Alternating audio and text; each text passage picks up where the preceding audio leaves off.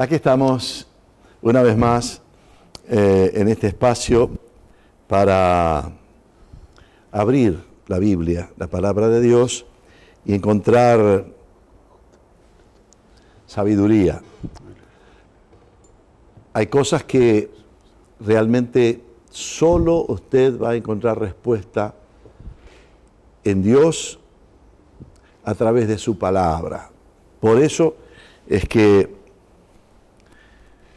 en lo posible acérquese a la Biblia, a la palabra de Dios.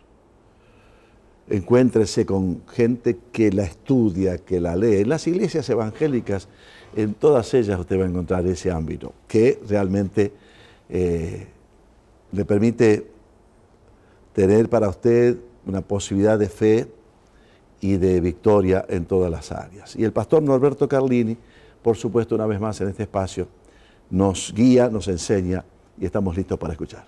Muchas gracias, Pastor Silvestri.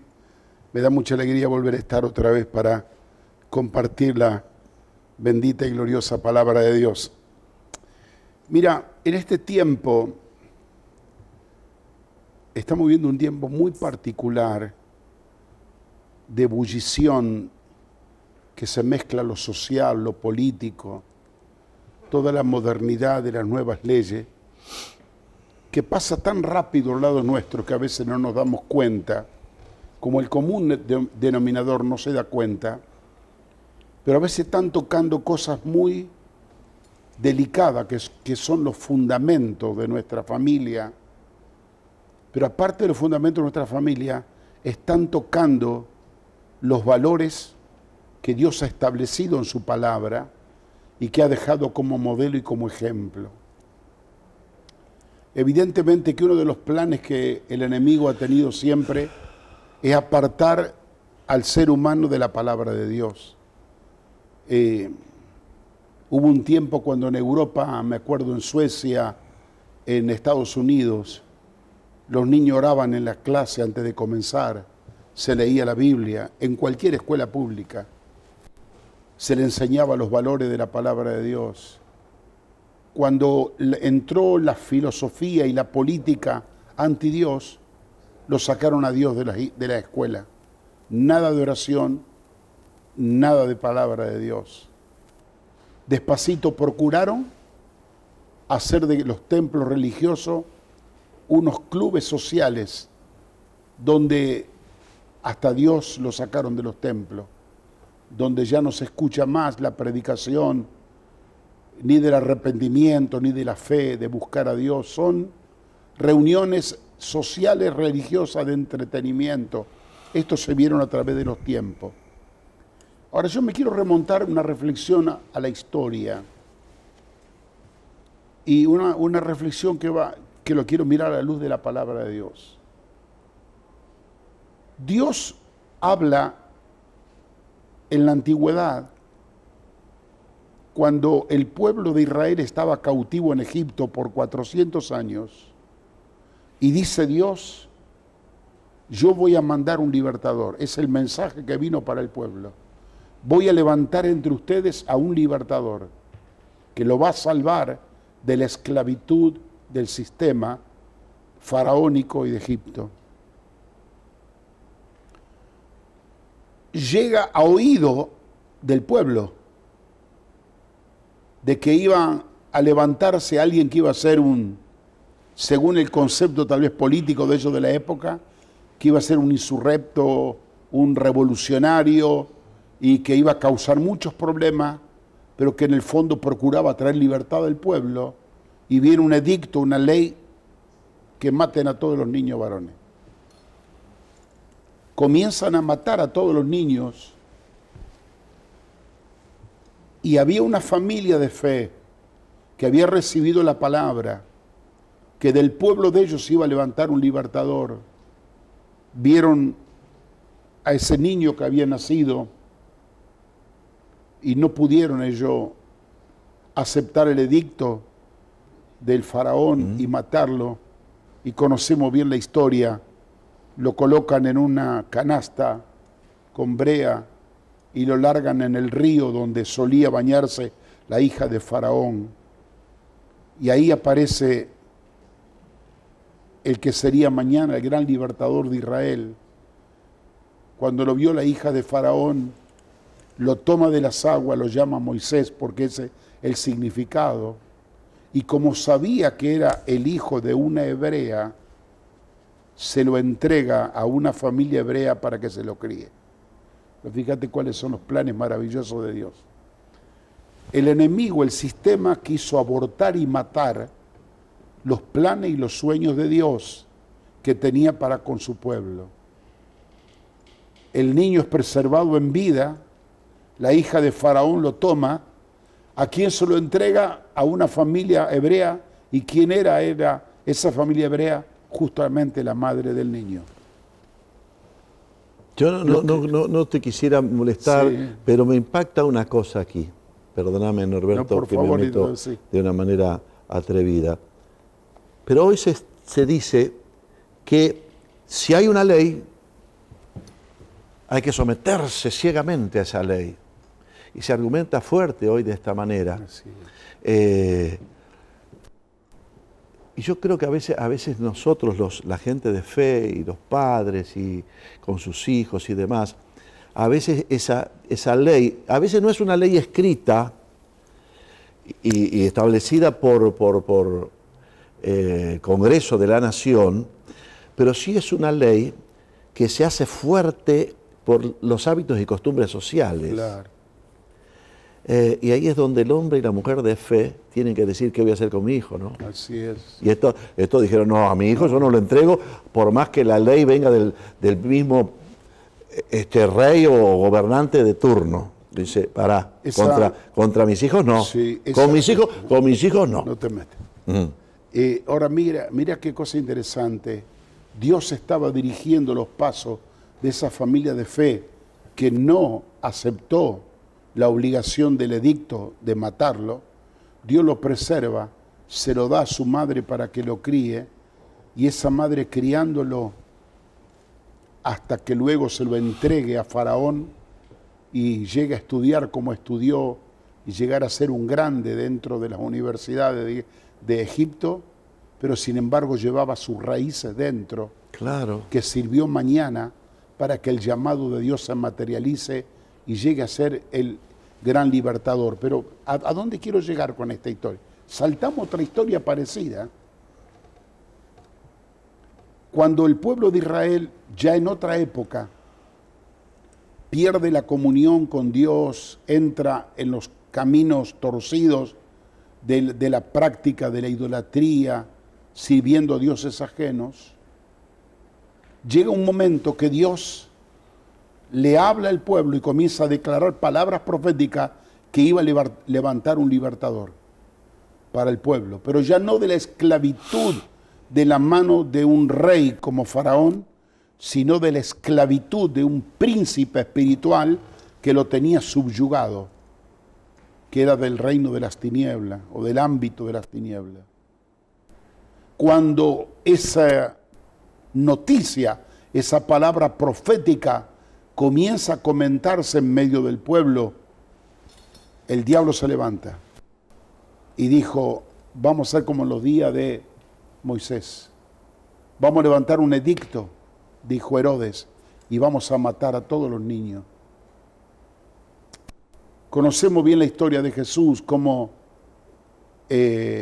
Había nacido Jesús. había nacido Jesús, Claro. y cómo hace María con José para andar escapando y huyendo, escondiendo al niño, y cómo Dios le preserva la vida, le manda los magos y lo visitan y le confirman la palabra. Pero me detengo acá en la historia para usar este modelo. Cada vez que Dios va a levantar a alguien, una generación, que va a ser un instrumento de liberación y de bendición, el sistema que está dirigido por una influencia del mismo infierno, se levanta para matar lo que Dios va a hacer, para matar a ese niño simbolizado que puede ser una generación, destruirlo para abortar de ese modo el plan de Dios. Esto me llamó mucho la atención. Estamos viviendo en este tiempo, José casi nosotros estamos de vuelta en muchas cosas, pero lo que le toca vivir a nuestra generación. Hemos comenzado a escuchar cosas en estos últimos tiempos, leyes que se van aprobando, que en el fondo, si uno lo analiza profundamente, nos damos cuenta que está en contra de todos los planes y propósitos de lo que Dios quiere hacer. Fíjate que cuando comenzó el tema de la ley, el tema del aborto, ¿qué provocaba el aborto? Matar posiblemente niños con destino y con propósito. ¿Quién puede decir de que dentro de ese vientre no viene el hombre o la mujer que Dios iba a utilizar para transformar una ciudad, una nación? Se argumentan tantas cosas para abortar y destruir y matar lo que Dios quiere hacer. Ahora yo voy a hablar de mis convicciones personales y ni te obligo a vos, José, que estés de acuerdo conmigo, pero te voy a tirar mi tesis. En el libro de los Hechos de los Apóstoles, capítulo 2, toma el apóstol Pedro una profecía de la antigüedad que había dado Joel.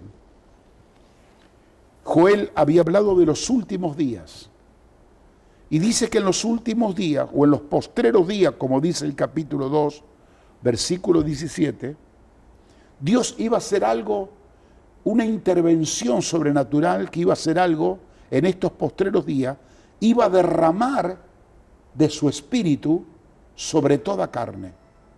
Así como abunda la maldad, abunda la violencia, abunda el odio entre los corazones de la gente, iba a venir en estos postreros días una inundación de la gracia, del amor de Dios, que el Espíritu de Dios se iba a derramar sobre toda carne. Fíjate que no dice que iba a caer sobre cristianos evangélicos solamente, no, sobre toda carne iba a ser tocada y afectada por el Espíritu de Dios. Y cuando esto sucediera, comienza a dar algunas señales. Entonces en esos días tus hijos y tus hijas van a profetizar. Tus jóvenes verán visiones y tus ancianos soñarán sueños. Y de cierto sobre siervos y siervas en aquellos días derramaré de mi espíritu sobre toda carne. En el libro del profeta Joel, hay un texto que aquí no lo toma Pedro, dice que cuando esto suceda, aquel que invocare el nombre del Señor será salvo. Entonces yo miro este panorama y me hago este cuadro que me pinta las Sagradas Escrituras. Veo tiempos muy difíciles, los últimos días, pero Dios irrumpiendo de una manera sobrenatural y trayendo una lluvia o un baño de su espíritu, igual que trajo lo de Pentecostés. Porque este pasaje está sacado del día que el Espíritu Santo vino en Pentecostés. Cuando la gente lo vieron, a todas las personas que hablaban en lenguas extrañas, maravillas de Dios, que glorificaban al Señor, gente indocta, inculta, hablaba sabiduría y misterios de Dios. La gente dice, ¿qué es esto? Parece que están borrachos algunos de ellos. Y Pedro le dijo, no, no están ebrios, mira la hora que es. Esto están recibiendo lo que profetizó Joel.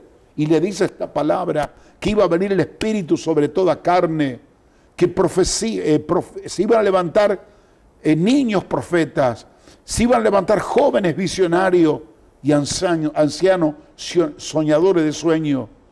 Y dice, pero también en los postreros días volverá a acontecer. ¿Por qué? Porque siempre la profecía habló de la lluvia temprana y la lluvia tardía antes que Cristo venga. Esta fue la lluvia temprana.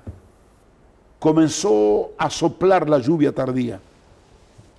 Y va a venir con la misma manifestación que en aquellos días de Pentecostés. Un derramar sobrenatural del Espíritu Santo sobre toda carne. Porque pareciera que a este caballo desbocado no lo frena nadie. y quieren llevar y empujar a la gente a hacer cosas contrarias a los planes de Dios. Y la gente no se da cuenta que lucha contra Dios. Los gobernantes, los incrédulos, los filósofos, los ateos, luchan contra Dios y contra Dios no se puede luchar. ¿Vos me permitís, Sí, querido. antes de hacer una brevísima pausa, en aquellos días cuando Pedro dice estas palabras, hubo un hombre sabio que dice y les advierte a los que estaban enojados y le dice, tengan cuidado, no vaya a ser que nosotros estemos oponiéndonos a Dios, que estemos luchando contra Dios, ¿no? A pesar de que ellos no tenían nada que ver con esa movida espiritual de los apóstoles y esa unción del Espíritu que era derramada. Pero este hombre sabio reflexionó, dice, ¿y si nosotros estamos luchando contra Dios? Vamos a hacer un punto y coma acá para enseguida continuar, porque tal vez algunas personas hoy puedan decir, ¿y no estaré yo luchando contra Dios? Volvemos enseguida. Mi siervo